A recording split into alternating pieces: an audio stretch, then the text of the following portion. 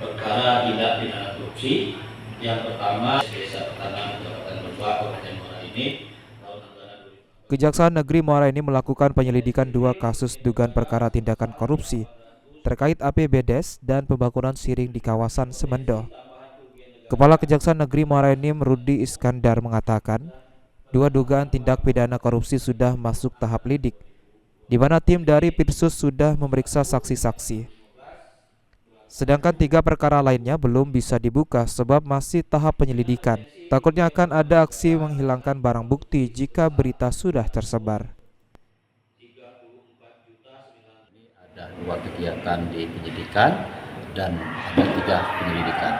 Yang mana sudah saya sampaikan bahwa di penyidikan itu 1 kegiatan di Desa Petanang, yang kedua kegiatan di Dinas PUPR, kegiatan siring di Desa Pulau Panggung.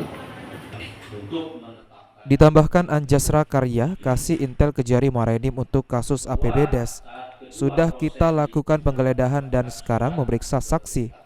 Sedangkan pembangunan siring di kawasan Semendo yang diduga adanya pengurangan volume dari material pembangunan karena adanya bagian siring yang roboh.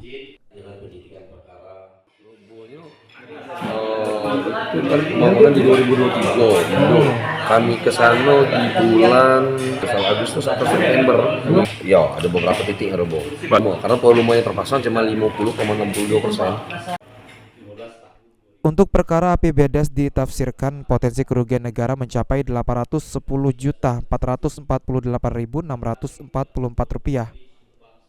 Sedangkan potensi tambahan kerugian negara sebesar Rp1.990.562.497. Tafsiran potensi kerugian negara dari pembangunan siring sebesar Rp434.911.242.